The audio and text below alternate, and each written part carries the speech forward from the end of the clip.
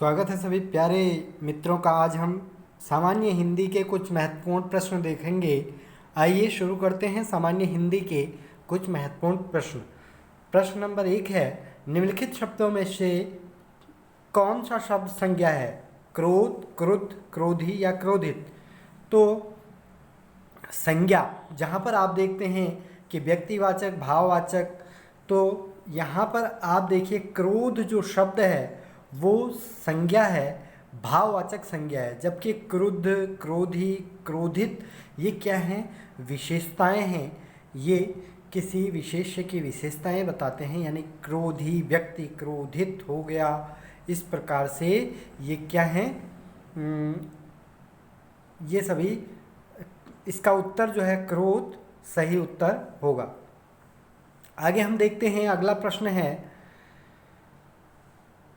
आंसू का बहुवचन क्या होगा? आंसू का बहुवचन आंसू, आंसुए या आंसुओं, या फिर ये तीनों में से पहला और तीसरा।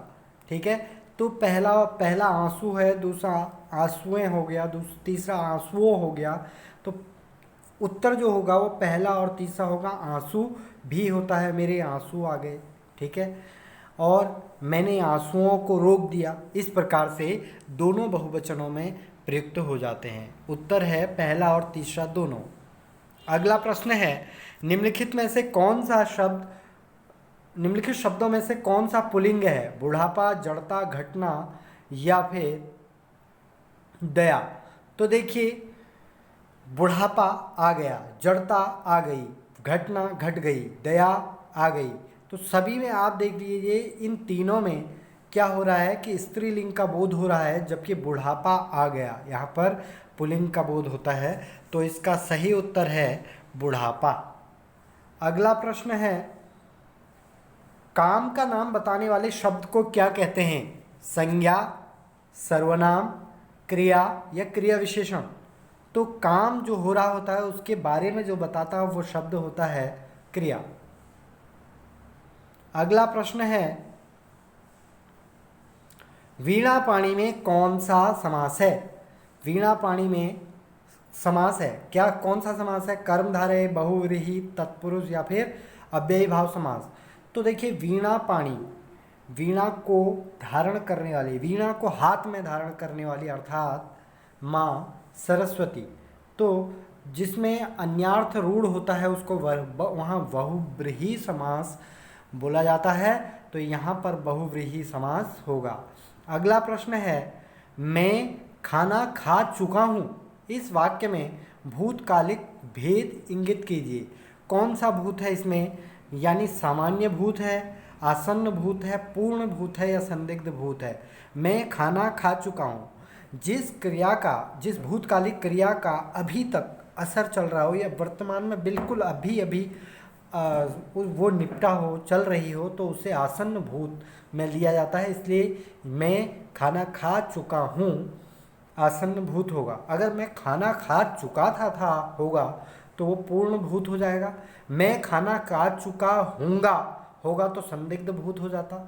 ठीक है, तो इस प्रकार से सामान्य भूत में मैं खाना खा चुका था आएगा। तो इस प्रकार से ये इसका जो सही उत्तर है वो क्या है?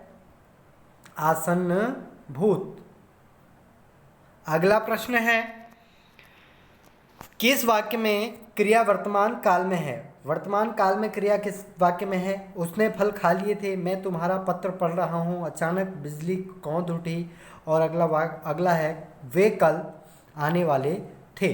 तो देखिए, इन सब में अभी वर्तमान में जो दिख रहा है वो ये हो रहा है, मैं तुम्हारा पत्र पढ़ रहा हूँ। यही सही उत्तर होगा। अगला प्रश्न है, शुद्ध वर्तनी का चयन कीजिए। शुद्ध वर्तनी बर्तन, बर्तन, वर्तन या बर्तन। बर्तन। तो सही क्या होगा? सही होगा बर्तन। ठीक है, अगला प्रश्न है, शुद्ध वर्तनी का फिर से चयन कीजिए। प्रतिष्ठा, प्रतिष्ठा, प्रतिष्ठा, प्रतिष्ठा या फिर प्रतिष्ठा। तो सही उत्तर होगा प्रतिष्ठा। अगला प्रश्न है, अगला प्रश्न है शुद्ध वर्तनी का चयन कीजिए। शुद्ध वर्तनी का चयन करने के लिए आपको यहाँ पर शब्द दिए हैं मृत्युंजय, मृत्युंजय, मृत्युंजय या फिर मृत्युंजय, मृत्युंजय। तो देखिए सही रूप जो वर्तमान में जो स्वीकृत रूप है वो ये है, क्योंकि जो ये न है यहाँ पर जो आधा न है, न के लिए लिपि सुधार समिति ने जो ये पंचम अक्षर के लिए जो ये बिंदु का सुझाव दिया है, इस आधार पर यही शुद्ध माना जाएगा। अगला है शुद्ध वर्तनी का चयन कीजिए। शुद्ध वर्तनी अस्पृश्यता, अस्पृश्यता, ठीक है। अगला अस्पृश्यता या फिर अस्पृश्यता, तो सही रूप क्या होगा?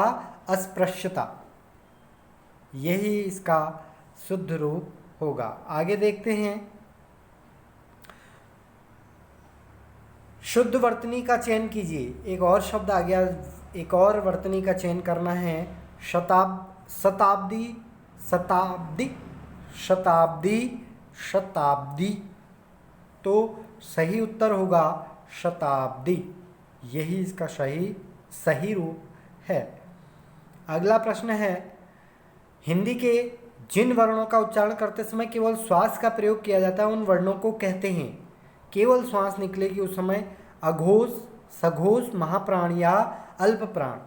तो महाप्राण जो होता है शब्द, जो वर्ण होता है उसमें केवल वायु का निस्वार होता है। जैसे महाप्राण में ख, घ, ये महाप्राण होते हैं।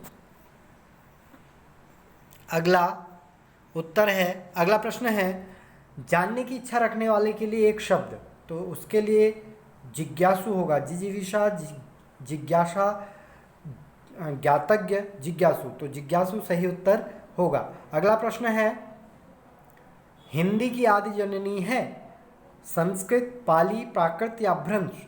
तो सभी जानते हैं संस्कृत से ही अन्य भाषाओं का विकास हुआ है। 8वां विश्व हिंदी सम्मेलन वर्ल्ड हिंदी कॉन्फ्रेंस 2007 ईस्वी का आयोजन स्थल था, कहाँ था? नागपुर, मॉरिशस, लंदन या न्यूयॉर्क। तो नागपुर इसका आयोजन स्थल रहा है। अगला प्रश्न है निम्नलिखित में से कौन सा भारोपीय परिवार की भाषा नहीं है? भारोपीय परिवार की भाषा मराठी, मलयालम, गुजराती या हिंदी। तो मलयालम जो भाषा है ये आर्य भाषा नहीं है बल्कि द्रविड़ परिवार की भाषा मानी जाती है। अगला प्रश्न है हिंदी दिवस किस दिन मनाया जाता है? सभी जानते हैं हिंदी दिवस 14 सितंबर को मनाया जाता है, हिंदी दिवस। अगला प्रश्न मगही किस उपभाषा की बोली है? मगही बोली जो है वो किस भाषा की है? तो राजस्थानी, पूर्वी हिंदी, पश्चिमी हिंदी या बिहारी। तो देखिए मैथिली, मगही और भोजपुरी बिहारी भाषा की बोलियां हैं, तो उत्तर होगा बिहारी। अगला प्रश्न है तालव्य व्यंजन है। तालव्य व्यंजन मतलब जो तालु से जो व्यंजन बोले जाते हैं, च छ ज झ, ट ठ ड ढ या त थ द ध या प फ ब भ। तो सही उत्तर आप देख रहे हैं त थ द ध। त थ द ध जो है वो सही उत्तर है। बाकी जो प फ ब भ हैं ये ओष्ठ से बोले जाते हैं। च छ ज झ जो है ये माफ़ी चाहता हूँ, तालव्य च छ ज झ व्यंजन तालव्य व्यंजन होते हैं और ट ठ ड ढ जो होते हैं ये व्यंजन मूर्धन्य व्यंजन कहलाते हैं। त थ द ध ये दंत्य व्यंजन होते हैं और प फ ब भ ये ओष्ठ व्यंजन कहलाते हैं। तो इसका सही उत्तर च छ ज झ होगा।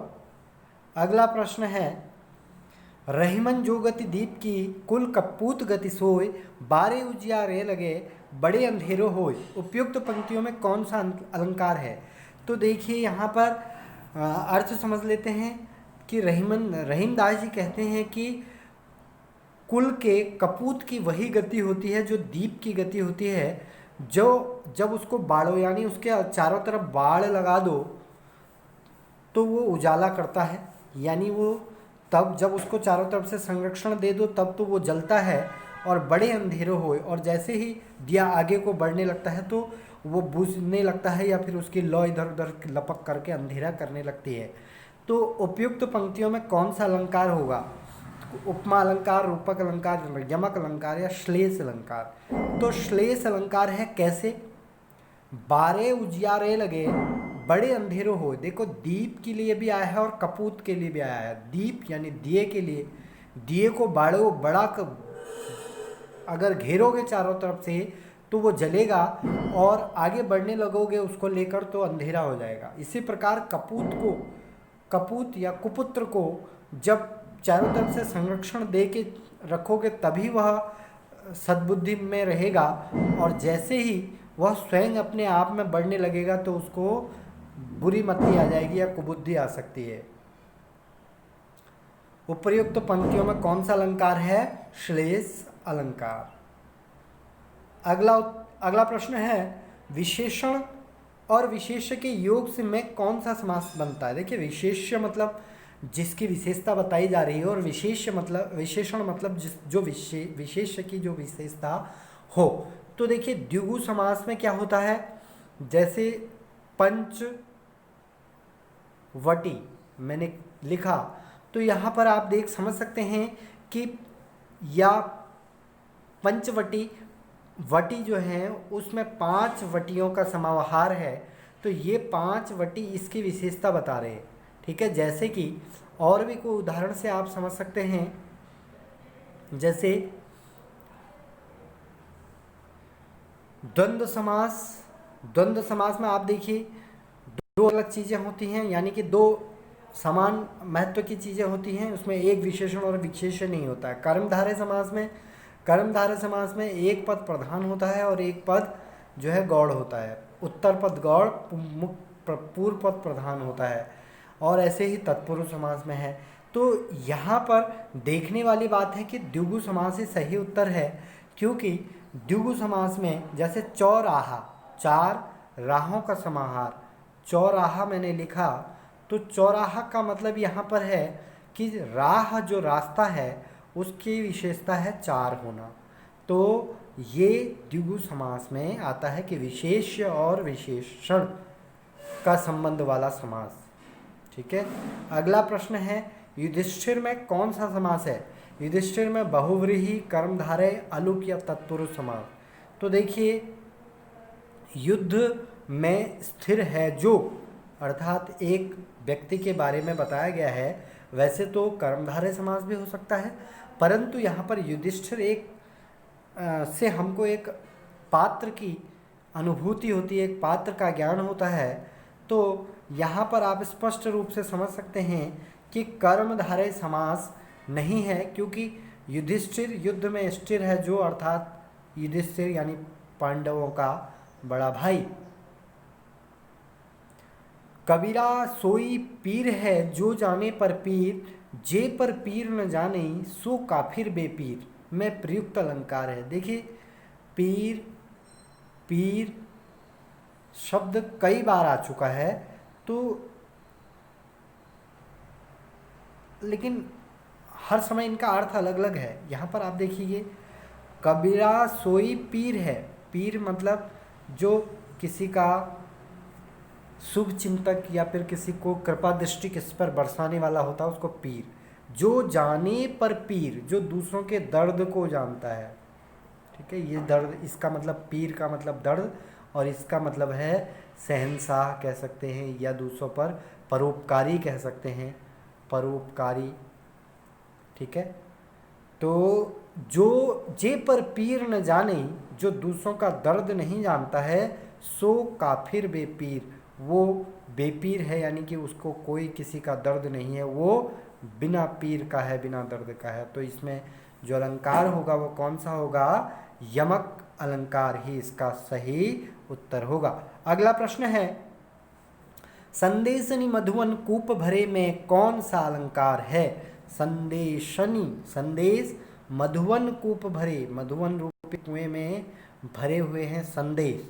देखिए तो इसको समझिए, वक्रोक्ति है, अन्योक्ति है, अतिशयोक्ति है या रूपक है। तो यहाँ पर देखिए मधुवन कूप, मधुवन, मधुवन रूपी कूप, कुआं, तो यहाँ पर आप देख लीजिए रूपक अलंकार हो सकता है या होगा, रूपक अलंकार माना जाएगा। तो ये थे आपके 25 महत्वपूर्ण हिंदी साहित्य सामान्य हिंदी के प्रश्न उत्तर। अगर आपको ये पसंद आया हो तो चैनल को सब्सक्राइब अवश्य करें। आपका बहुत बहुत धन्यवाद।